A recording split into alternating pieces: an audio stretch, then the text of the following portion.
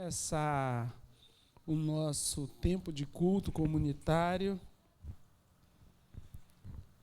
lá na nossa classe de jovens. Nós encerramos o estudo do livro sobre as disciplinas espirituais e nós aprendemos sobre as disciplinas interiores, as disciplinas exteriores e as disciplinas comunitárias. E uma das disciplinas comunitárias tem a ver com adoração. Tem a ver com outra disciplina, celebração. São disciplinas espirituais comunitárias. E em igreja, como comunidade, nós praticamos essas disciplinas espirituais. Nem sempre a gente sabe conceituar, mas nós praticamos as disciplinas espirituais, né? Quando a gente está adorando, quando a gente está celebrando, quando a gente está recebendo orientação, que é outra disciplina espiritual, que o Ulisses depois vai dar uma aula para vocês. Ele matou a aula hoje lá em cima, né, Ulisses? Você estava ocupado aqui, né? O pastor te deu uma tarefa. Mas sobre a orientação, que é o que Deus faz conosco através do pastor Pedro, os outros pastores que pregam. Então, nós desenvolvemos essas disciplinas espirituais em comunidade, né? Então, gostaria de convidar vocês para, nesse início de culto, nós lermos a palavra de Deus lá em João, capítulo 4, versículos 25 e 26. É um texto muito conhecido, nós vamos ler só 2 versículos, que vai nos lembrar também desse momento que nós estamos vivendo, que é o momento que se aproxima a comemoração do Natal. Está escrito assim: disse a mulher: eu sei que o Messias, chamado Cristo, está para vir. Quando ele vier, explicará tudo para nós. Então, Jesus declarou: eu sou o Messias, eu que estou falando com você. A mulher samaritana, vocês lembram que foi encontrada por Jesus? Ela ainda estava esperando o Messias, só que o Messias já tinha chegado, não é? Nosso Messias já chegou, Selminha. E assim como ele disse para aquela mulher samaritana, ele está dizendo para nós hoje: sou eu que falo com vocês. Jesus está entre nós. E a gente precisa celebrar, adorá-lo com toda a nossa força, com todo o nosso ânimo. Porque Jesus, Ismar, está com você. Ele está entre nós. Jesus está com você, viu, Dudu? Jesus está com você, Paulo. Está com você, Adriana, Sofia. Está com você, Gabi. Está com você, Robert. Jesus está entre nós. Então vamos celebrar esse Jesus. Vamos orar? Pai, em nome de Jesus, eu queria te agradecer pela tua bondade. Queria te agradecer porque o Senhor nos encontrou. Assim como o Senhor encontrou aquela mulher que tirava água no poço, o Senhor continua nos encontrando. Muito obrigado, Senhor, porque nós podemos confiar na sua palavra que disse para aquela mulher e que repercute na nossa vida até hoje, quando o Senhor disse para ela: sou eu que falo com você. Pai, eu tenho certeza que é o Senhor que fala conosco. Obrigado, Pai, por falar conosco ainda hoje. Obrigado por permitir que a gente ouça a sua voz. Ela é tão doce, ela é firme, mas ela é doce. Ela nos disciplina, mas ela também nos orienta, nos acalenta, nos protege. Pai, aquela mulher disse que um dia o Messias ia explicar para eles todas as coisas, mas o Senhor já chegou entre nós, Pai, e o Senhor está nos explicando. Ô Senhor, nos perdoe, porque muitas vezes a gente não consegue ouvir a Tua voz e não consegue entender a Sua explicação. Perdoe-nos, Pai, perdoe-nos por termos tanta dificuldade para viver o Evangelho simples como ele é. Perdoe-nos, Pai, porque às vezes o Senhor está do nosso lado e nós vivemos como se o Senhor estivesse longe, ainda como se a gente estivesse na expectativa da sua chegada, mas o Senhor já veio, o Senhor já está entre nós. Ó Senhor, Nos encha com a tua graça, nos cubra, Senhor, com o teu manto santo, fortaleça a nossa fé em Ti e permita que nós percebamos a tua ação entre nós, Pai, por generosidade sua, por misericórdia, por graça. Permita, Senhor, que nós saiamos daqui hoje cheios do teu Espírito, completos no Senhor, convictos de que o Senhor está controlando a nossa vida, Senhor. Assim como o Senhor fez com aquela menininha que foi escrava de Naamã e que trouxe o teu reino para dentro da casa que ela trabalhava como escrava. Que nós outros, Pai, nos encontros e desencontros da vida, nós tenhamos a certeza de que o Senhor é o nosso protetor, é o nosso guia, é a estrela da manhã, é a nossa alegria. Ó Senhor, nos ajude a viver com propósito, nos livre de nós mesmos, dos nossos anseios, nos livre, Senhor, da nossa mente perturbada, nos livre dos nossos medos, também nos livre das nossas alegrias falsas, Pai. Ajude-nos, Senhor, a vivermos o Evangelho como Ele é. Ajude-nos, Senhor, a vivermos nos preparando para a eternidade, Senhor. Oh, Pai, use os teus servos que ministrarão as canções, o pastor que trará a mensagem, as orações que ainda serão feitas, os pensamentos que serão levados ao Senhor, que tudo seja levado cativo ao Senhor e que tudo seja para a tua honra e a tua glória, no nome de Jesus. Amém. Amém. Deus é bom e Ele está entre nós. Vamos nos lembrar dos avisos. Tem coisa boa acontecendo. Eu quero começar para lembrar vocês do domingo que vem. Sabe o que a gente vai ter aqui?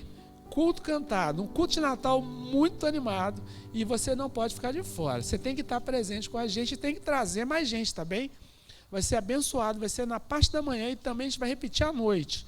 Nós já estamos entrando no modo férias, os cultos serão um pouco diferentes, porque as EBDs terminaram hoje, mas você é nosso convidado e intimado a estar presente e a trazer outros, domingo de manhã e também à noite, ok? Nosso culto cantado de Natal, nós vamos celebrar a chegada do nosso rei. Também queria falar para vocês, que eu acho que não está ali, do nosso culto da virada. Nós vamos fazer o culto da virada e, como todo ano, a gente vai fazer uma ceia. E já estou anotando o nome daqueles que participarão com a gente. É de terça para quarta, nós vamos ter o nosso culto. No domingo, a gente vai ter culto normalmente, tá bem? Então, domingo que vem é 22, o próximo é 29. Nós vamos ter culto na igreja, normalmente de manhã à noite. E na terça-feira, nós vamos fazer o culto da virada, que vai ser aqui, e depois a gente vai ceiar junto.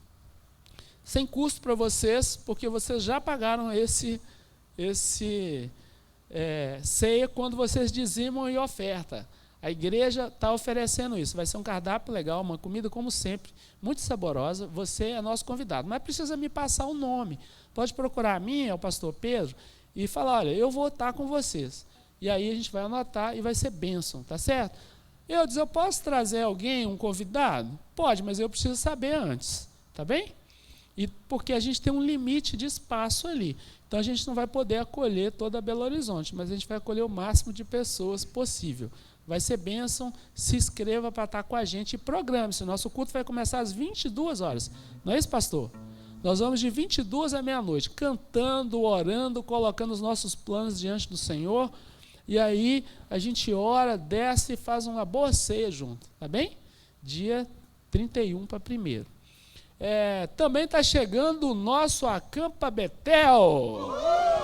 Hoje foi bom, hein? Hoje foi bom. Isso mesmo, você não pode ficar de fora. Quem já se inscreveu, comece a pagar se não começou. Quem não se inscreveu, corre lá, faz inscrição comigo, com o Guilherme, com o pastor Pedro, com o Renato Baeta, que entrou na lista hoje de manhã. Tá certo? Então, faça inscrição com a gente para que você possa ir. Se você tem dificuldade financeira, fala com a gente também. Viu? Washington, estamos contando com você lá, hein? Já faz logo sua inscrição. Aliás, eu já vou até te escrever. Pronto. Tá certo? Então vai ser bênção demais. Eu creio que são esses os nossos avisos de hoje. Então nós vamos louvar ao Senhor com muito ânimo, com muita alegria. E eu vou convidar vocês para ficar de pé, para a gente soltar o diafragma e cantar, de forma que a gente vai abafar a turma aqui da frente, tá certo? Hoje é com o Renato e sua equipe? Mais ou menos. Amém. Boa noite, queridos irmãos. Vamos neste momento, com muita alegria, louvar e bendizer ao nome do Senhor Jesus, o único que é digno de toda honra, glória, louvor, adoração e exaltação. Amém?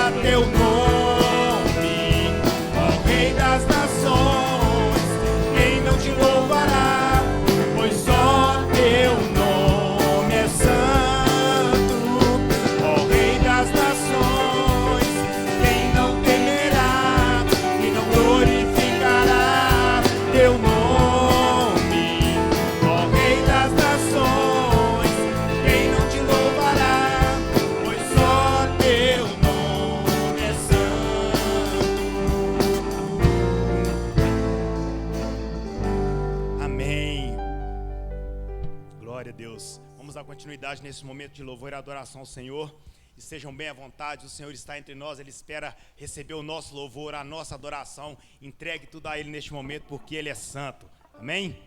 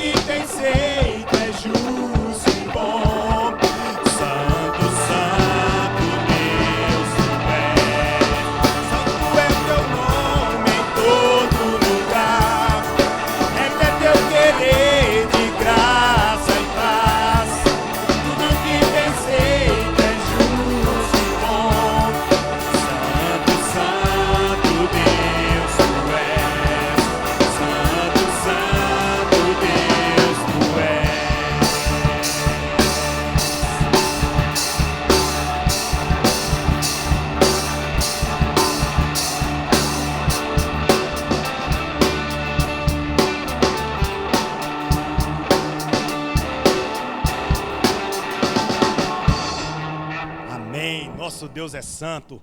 Neste próximo louvor que iremos entoar ao Senhor, os irmãos têm a liberdade de trazer ao altar os dízimos e as ofertas. Lembrando que o gasofilaço menor é o gasofilaço de missões e o gasofilaço maior é o da igreja. Amém?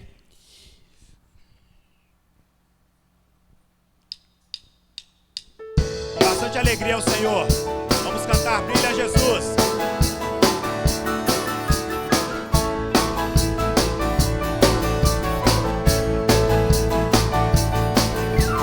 Vejo a luz do Senhor que brilha, vem no meio das trevas, brilha. Jesus Cristo é a luz desse mundo, nos acorda do sono profundo. Brilha em mim, brilha em mim. Brilha Jesus, mostre ao mundo a luz de Deus Pai, Espírito de Deus, vem refúgio em nós, faz transbordar sobre os povos tua graça e perdão, vem ordenar que haja luz, ó Senhor.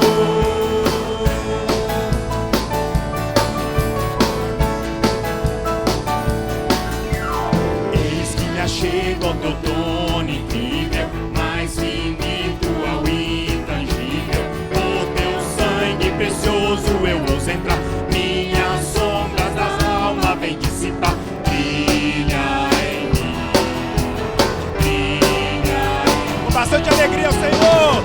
Brilha Jesus, mostre ao mundo a luz de Deus Pai, Espírito de Deus, vem refúgio em nós, faz transbordar sobre os povos tua graça e perdão, vem ordenar que haja luz, ó Senhor.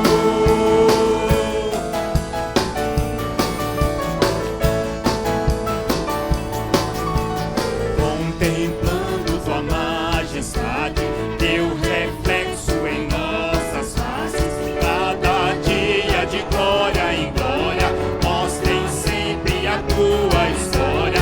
Brilha em mim, brilha em mim.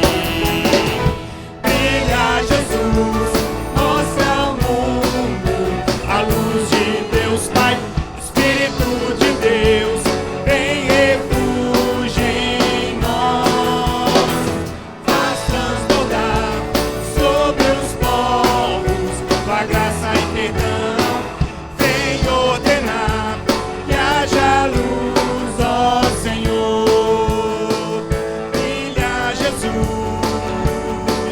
brilha Jesus, brilha Jesus. Amém, glória a Deus. Senhor, queremos te louvar, Deus, porque o Senhor está entre nós. Obrigado, Deus, por tua doce presença entre nós. Obrigado pelo privilégio que temos, ó Pai, de em comunidade poder, ó Deus, em liberdade adorar e bendizer o teu nome, ao único digno de honra, louvor, glória, adoração e exaltação. Pai, em nome de Jesus, agradecemos pelos dízimos e as ofertas depositados aqui no gasofilaço. Que o Senhor continue, ó Deus, suprindo as nossas necessidades. Já temos muito, ó Deus, o Senhor tem nos dado muito. Nos ajude, ó Deus, a cada dia a caminharmos, a obedecermos e a servirmos ao Senhor com tudo que temos e com tudo que somos. Nós louvamos ao Senhor e queremos nessa noite também pedir ao Senhor por cada membro da nossa igreja que tem passado por momentos, ó Deus, de tribulação, de dificuldades, de enfermidades, de angústia. Pai, clamamos ao Senhor, ó Deus, como igreja do Senhor, que o Senhor intervenha, Deus, de forma grandiosa para a glória do Teu nome. Sê conosco, ó Pai, porque nós precisamos e dependemos somente de Ti. O Senhor é a nossa única esperança. Muito obrigado, Jesus. Nós oramos agradecido no nome do Teu Filho amado. Amém.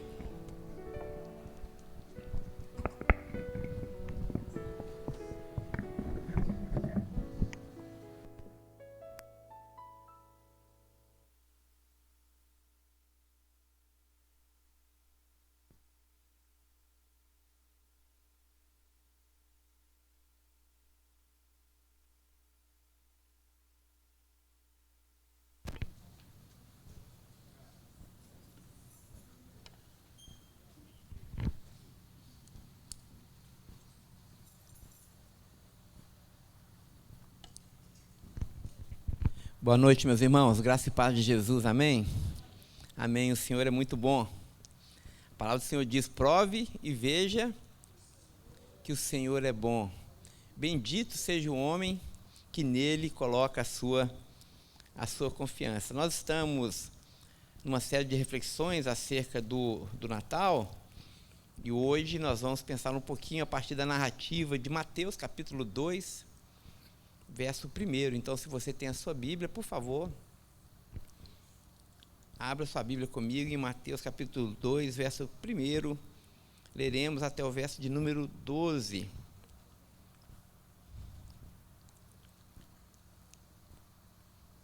Evangelho de Mateus, capítulo 2, a partir do verso 1. Diz assim a palavra do Senhor. Eu vou ler aqui na versão, nova versão transformadora. A palavra do Senhor diz: Jesus nasceu em Belém, na Judéia, durante o reinado de Herodes. Por esse tempo, alguns sábios das terras do Oriente chegaram a Jerusalém e perguntaram: onde está o recém-nascido rei dos judeus? Vimos a sua estrela no Oriente e viemos adorá-lo. Ao ouvir isso, o rei Herodes ficou perturbado e com ele todo o povo de Jerusalém. Reuniu os principais sacerdotes, os mestres da lei, e lhes perguntou: onde nascerá o Cristo? Eles responderam: em Belém da Judéia, pois assim escreveu o profeta. E você, Belém, na terra de Judá, não é a menor entre as principais cidades de Judá, pois de você virá um governante que será o pastor do meu povo Israel. Então Herodes convocou os sábios em segredo e soube por eles o momento em que a estrela tinha aparecido. Vão a Belém e procurem o menino com atenção, disse ele.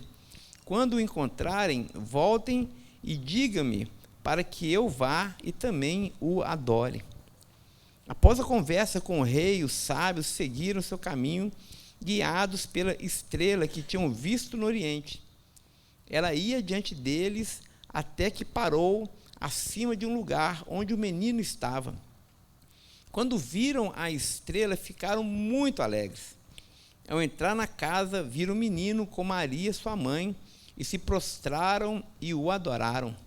Então abriram os seus tesouros e o presentearam com ouro, com incenso e com mirra.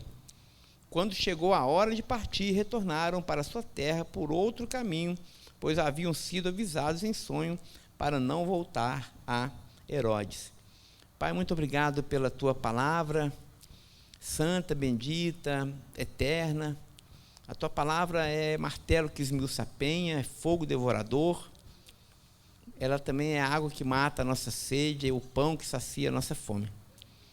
Que nessa noite só nos dê a tua palavra, Senhor, para que seja em nós alimento vivo e produza não apenas o pleno entendimento dessas letras, mas, sobretudo, a transformação no nosso coração. Em nome de Jesus, Senhor, nós oramos. Amém. Irmãos, esse texto é um texto muito comum que a gente usualmente lê nas noites de dezembro, pensando acerca do Natal. E existe tanta teologia que é possível fazer a partir dessa leitura, que eu sou tentado a pregar por 2 horas, mais ou menos, porque é muita coisa interessante aqui, não é? Mas eu gostaria de fixar aqui, em termos gerais, nos presentes que esses homens sábios ofereceram a Jesus. A palavra sábio aqui, na minha tradução, em outras traduções, acho que está a palavra mago, não é? Seria melhor traduzida no português de hoje como astrônomos. Esses homens, eles eram astrônomos, eles eram observadores das estrelas, e eles viram no céu um sinal de uma estrela que estava guiando eles até onde estava o Rei Jesus. É significativo também, a título assim, ainda de introdução, a gente observar que há aqui já uma revelação teológica muito importante dada por Mateus acerca da natureza da missão do Salvador. Jesus, é verdade, ele era judeu e ele portanto, veio primeiramente para os judeus. Mas é verdade também, é importante afirmar que esses sábios, esses astrônomos que vieram do Oriente, eles simbolizam que Jesus não era apenas o rei para os judeus, ele não havia nascido apenas para salvar os judeus, mas ele também veio para os gentios. Então, isso é um ponto importante para nós. Esses sábios, nesse sentido, simbolizam todos aqueles que viriam a crer no Senhor Jesus, independente de nascerem em Israel ou não. Outra coisa muito interessante aqui também é a ordem da revelação de Deus. Deus primeiro aqui no texto, ele se revela evidentemente a Maria e a José, que são judeus. Maria foi talvez, ou José, o primeiro a ver Jesus, não é assim, um judeu. Mas em seguida também Jesus se revela aos sábios, ou seja, aos gentios. A revelação do Cristo vivo veio primeiro, na verdade, para os seus, para depois, né, os seus o rejeitaram, e aí se estendeu até nós. Outro ponto importante aqui também, pensando na narrativa dos pastores, Jesus foi visto pelos pastores antes de ser visto pelos reis. Ou seja, os pastores, o que eram os pastores, irmãos? Assim como hoje, pastor era o office boy. Pastor é o servo de todos, né? Era uma das profissões mais simples, mais simplórias de Israel, com menos valor agregado. Então Jesus se apresenta primeiro aos pobres, antes de se apresentar aos reis. Isso é significativo para nós. Olha a natureza do nosso Deus. O nosso Deus é assim. O reino de Deus, irmãos, é um reino de ponta cabeça. Coloque isso no seu coração. Por isso que os pobres são bem-aventurados no reino de Deus.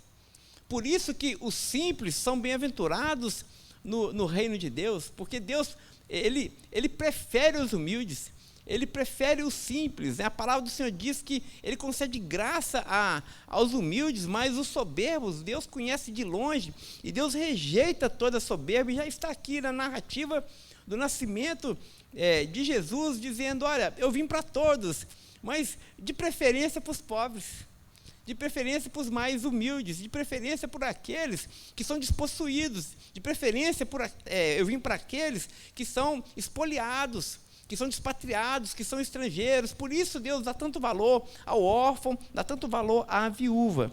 Então isso é só em termos de introdução, para a gente entender a beleza da revelação desse Cristo que se encarnou por nós. Mas o que eu quero colocar aqui em tela e dar ênfase é sobre a natureza dos presentes que esses homens sábios trouxeram para Jesus, porque também são cheios de significado e são importantes para nós. O texto diz que Jesus foi presenteado, ou os pais de Jesus foram presenteados com 3 dádivas, que é o incenso, o ouro e a mirra. Esses 3 presentes possuem 3 significados importantes para nós. O primeiro, que é o incenso, que era usualmente usado nos templos, nos momentos de adoração, significava adoração a uma divindade. Então, com esse presente, os magos, os sábios, e também os teólogos vão entender que eles estavam afirmando a divindade daquela criança. Irmãos, eu sei que quando a gente fala que Jesus é Deus, quando a gente fala que Deus se encarnou, que ele é Emanuel, parece que entra no ouvido da gente e a familiaridade é um problema para nós. A gente não se assombra mais, não é assim? É tão familiar você dizer assim, Jesus é Deus, Jesus se encarnou, ele se tornou homem, e a gente aceita aquilo como tão familiar, e aí o problema da familiaridade é que às vezes a gente começa a desdenhar isso, a gente começa a desvalorizar esse fato, irmãos, mas a gente precisa ficar assombrado com esse fato. Me permita aqui uma ilustração muito rápida, né? Muito rápida.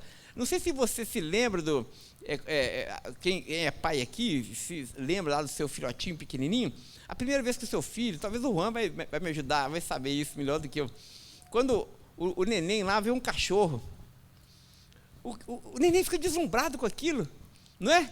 Como é que pode uma bola de pelo animada andando, né? E tem vida. E a carinha do neném, quando olha para aquilo, quando já sabe balbuciar, ele diz, uau, uau, uau, uau. Eu lembro quando o Pedro andava comigo no carrinho de bebê na rua, ele via o cachorro e ficava apavorado, ele dava pulo de alegria, porque para ele era algo maravilhoso, era algo tremendo, não é? E eu acho que esse maravilhamento, para usar essa expressão, não sei se essa palavra existe, mas acho que existe, esse maravilhamento, esse espanto, para usar uma palavra da teologia, né? Essa contemplação apofágica, onde nos faltam as palavras, deveria ser uma tônica, gente, entre nós, para a gente admirar essa grande verdade. Deus se fez homem. Nós fomos visitados por Deus. Existe uma música que diz assim, Maria, você sabia que quando você beijou a face daquele menino, você beijou a face de Deus? Eu acho isso tão belo. Imagina Maria acalentando o menino no seu seio. Você sabia, Maria, que você estava alimentando Deus? Irmãos, isso é sublime. A divindade de Cristo se fazendo homem deve encher o nosso coração de espanto. Não naturalize essa revelação. Não naturalize de forma alguma essa verdade. O Emanuel, o Deus conosco, ele é real. Ele se fez homem para tabernacular, para habitar definitivamente entre nós. Esse é o primeiro presente, o presente do incenso. O segundo presente, que também é muito valioso para nós, é o ouro. E esse presente, o ouro, simboliza a realeza. Cristo é rei. Todo rei e todo reino era aquilatado, era valorizado pelo tanto de ouro que ele tinha. A ideia de um império, o que os imperadores faziam? Eles acumulavam as riquezas das nações, não é assim? Então, aqui também Jesus recebe essa oferta de ouro para dizer que ele é rei. E isso é fundamental para nós, porque a ideia é justamente que os reinos desse mundo, meus irmãos, foram julgados e já passaram por causa de Cristo. Nós temos um rei. Esse mundo não está entregue à deriva. Às vezes a gente olha para o mundo, a gente olha para o nosso Brasil, né? Vamos fazer uma abordagem tupiniquim da nossa brasilidade. Às vezes a gente olha para o Brasil e a gente acha que o Brasil está desgovernado. Não é assim? A gente olha para o mundo, a gente percebe que o mundo está desgovernado. Não sei se vocês percebem isso, parece que não tem ninguém no leme, parece que a coisa está meio bamba, está meio solta, não é? Esse sistema do mundo é caótico. Na verdade, não é nem que o sistema do mundo, o mundo é o sistema. O mundo é o sistema. Esse mundo que jaz no maligno, esse mundo que é antagônico ao reino de Deus, ele é caótico, ele é devastador, ele é destruidor. E quando nós olhamos de forma natural, apenas com os nossos olhos humanos, nós ficamos apavorados, porque parece que está tudo fora do controle, está tudo fora de ordem. Mas a anunciação do Evangelho, da graça de Deus, e aqui está um ponto importante, nós anunciamos isso, Deus entrou na história e se fez rei. Ele sempre foi Deus, mas quando ele entra na história como homem, como descendente de Davi, não era essa a tradição judaica que dizia que o descendente de Davi iria sentar no trono e seu trono duraria para sempre, né? Jesus se encarnou, era necessário ele se encarnar para ele se fazer rei. Tem até um livro de um camarada chamado N.T. Wright, aí os teólogos aí de plantão, quem gosta de teologia, o Renato, o Austin e quem mais, o Eudes, quem gosta, né? O N.T. Wright ele tem um livro fantástico que diz assim, quando Deus se tornou rei, ele vai falar que Jesus, ele se encarnou, ele viveu entre nós, ele plantou a semente do seu reino, que não tem absolutamente ressonância nenhuma com os reinos deste mundo. O reino de Jesus é revolucionário, como nós vimos aqui na Gênesis, no seu nascimento. É um reino de ponta cabeça, é um reino onde os bem-aventurados não são aqueles que usam de truculência, de violência, mas são os mansos. Os bem-aventurados não são aqueles que estão nas festas, estão rindo, se bebedando, mas são aqueles que choram. Os bem-aventurados não são os violentos, os que fazem maldade, os que usam do seu poder, seja poder econômico, bélico, para oprimir as pessoas, absolutamente. Mas o reino de Deus é para os pacificadores, para aqueles que lutam pela concórdia entre os homens. Esse reino de Deus, ele tem um rei. Jesus anunciou esse reino, meus irmãos, e nós fazemos parte desse reino. E esse reino está em curso nesse exato momento, e dia após dia ele cresce ainda mais. Para usar um texto lá de Provérbios, a vereda do justo é como luz da aurora, vai crescendo, caminhando mais e mais, até ser dia perfeito. Assim também, essa pequena semente, como um grão de mostarda, do reino de Deus, já foi plantada entre nós, com o nascimento do Rei Jesus. E essa semente do reino foi plantada nos nossos corações, e essa semente do reino, que é regada pelo seu Espírito, que testifica com o nosso Espírito que nós não fazemos mais parte deste mundo. O crente nascido de novo não precisa ser alertado para não amar o mundo. O crente não ama porque ele ama o seu Salvador. Quando João vai dizer, não ameis o mundo, nem as coisas que há no mundo, é de se esperar que os nascidos de novo, que já foram cativados, já foram embriagados pela beleza desse reino e pela beleza desse rei, ele não flerte mais com as trevas, gente. É por isso que a santidade para o cristão não é um fardo pesado, mas é alegria.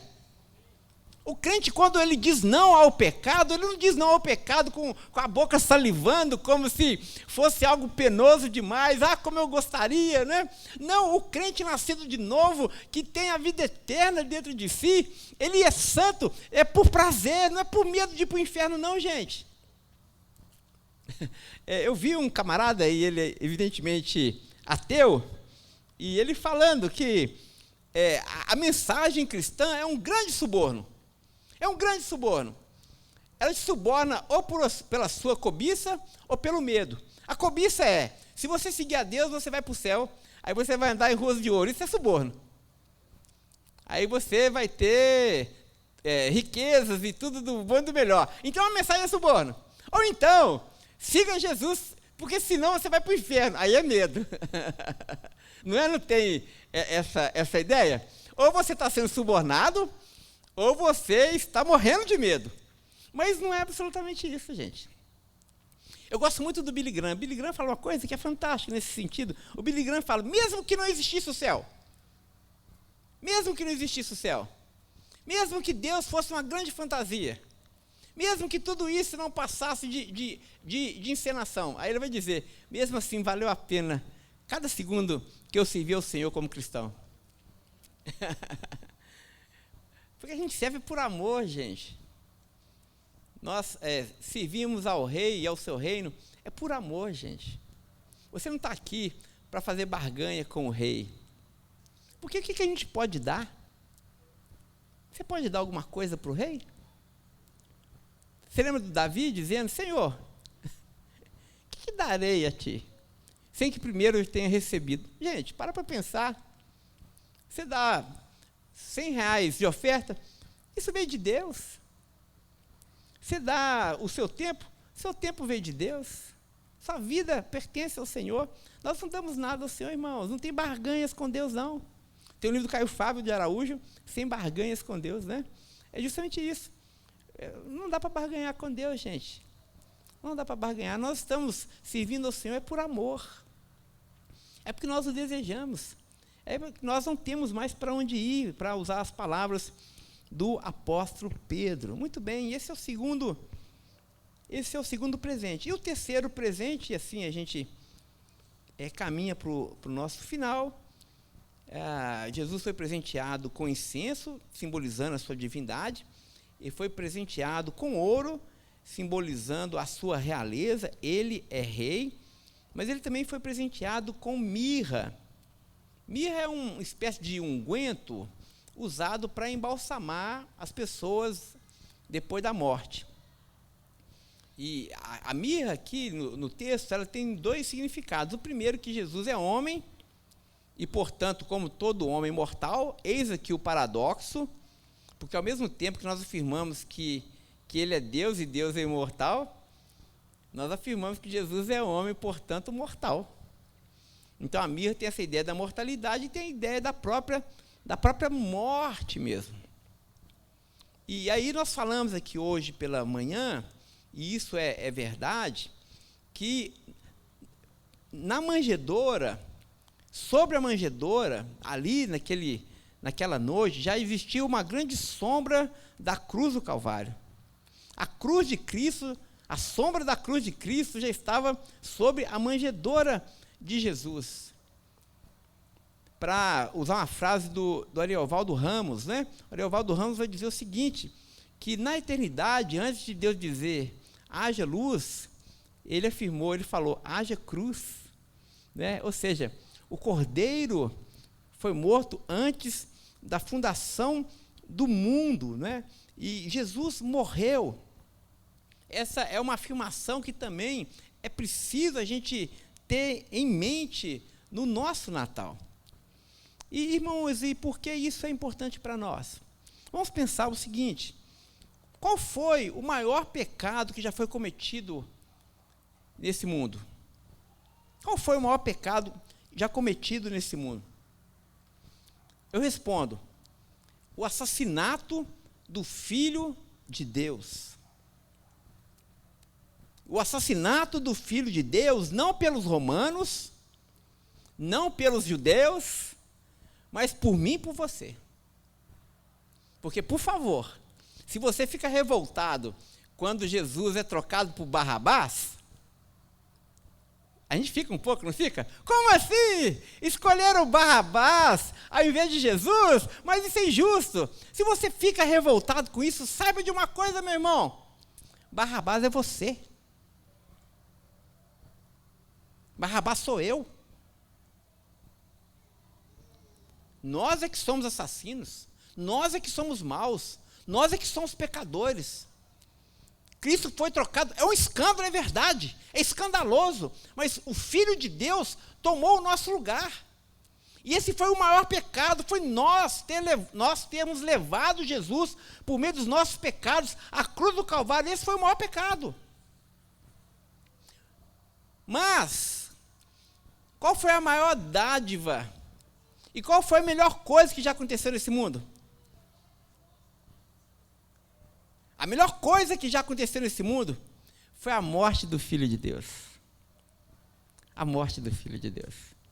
O pior pecado, o assassinato do Filho de Deus. E a melhor coisa, a morte do Filho de Deus.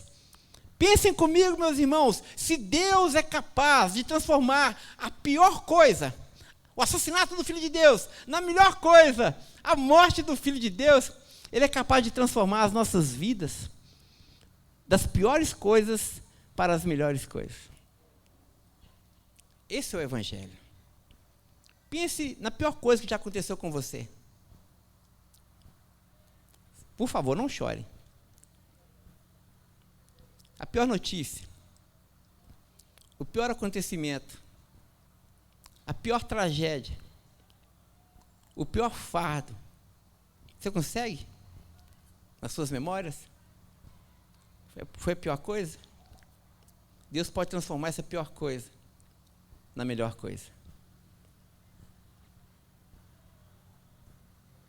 Ele pode transformar morte em vida. Ele pode transformar desventura em graça. Pense comigo também. Deus, nesse exato momento, está salvando você.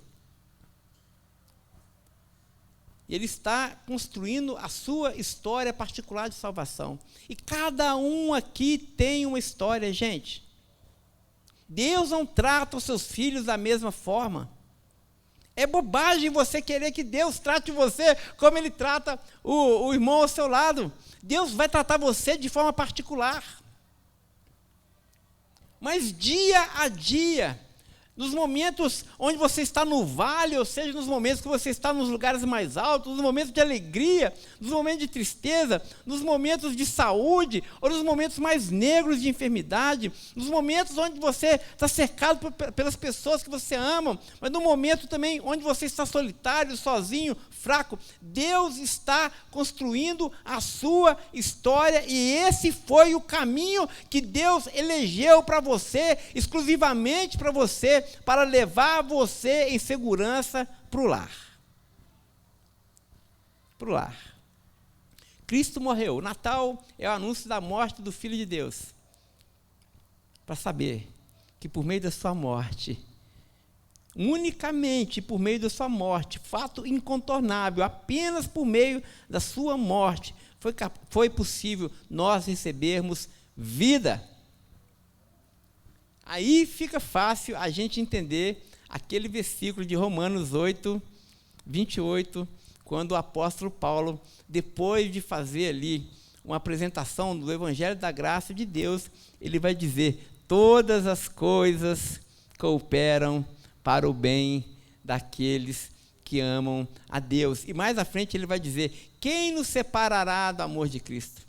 Será tribulação, angústia, perseguição, fome, nudez, perigo ou espada? Porque eu estou bem certo de que nem morte, nem vida, nem anjos, nem principados, nem coisas do presente, nem do porvir, nem poderes, nem alturas, nem profundidade, ou qualquer outra criatura é capaz de nos separar do amor de Deus que está em Jesus Cristo, o nosso Senhor. Cristo morreu para te dar vida. Hoje a gente não vê isso. Ainda. Hoje nosso corpo ainda sofre o peso do pecado e da queda. Hoje nós ainda somos desiludidos, somos feridos, mas haverá o dia, como falamos pela manhã, que Ele enxugará dos nossos olhos toda lágrima, e não haverá mais pranto nem dor, porque Ele fará com que todas essas coisas sejam passadas. Amém? Feche seus olhos e vamos orar.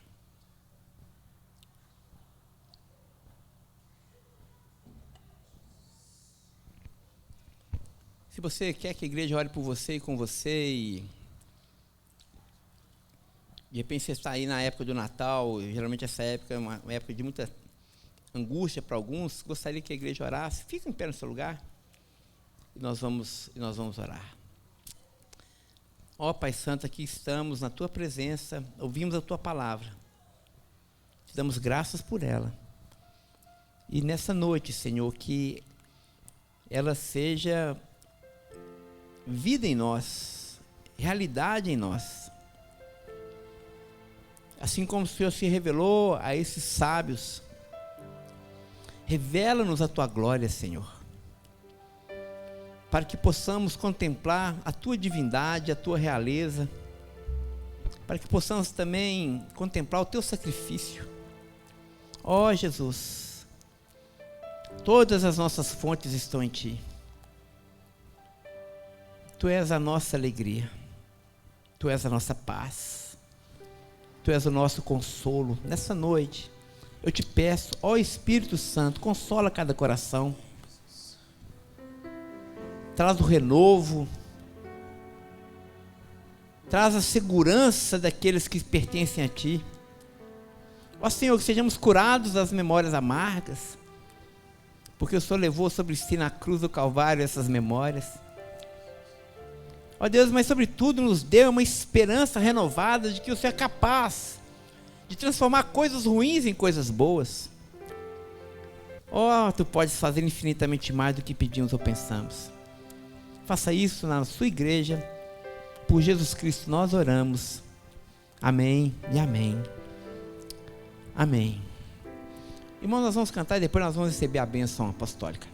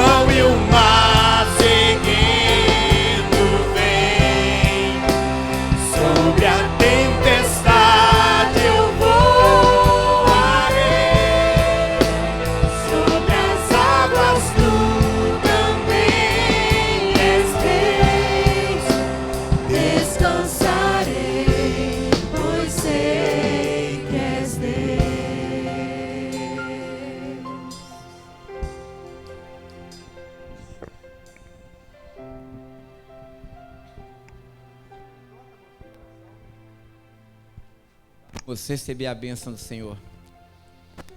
E assim que a graça do Senhor Jesus, o amor de Deus, o nosso bondoso Pai, e a doce consolação que vem do teu Espírito, seja com todo o povo de Deus, espalhado por toda a terra, não apenas hoje, mas até o dia de Cristo Jesus. Amém, amém e amém. Irmão, nós temos o nosso tradicional cafezinho. Hoje vai ser servido lá na cantina, porque está com uns biscoitinhos, está muito especial. Então desce a escada, não vai embora sem dar aí uns 60, 70 abraços e tomar um cafezinho conosco, tá certo? Semana abençoada para todos, amém.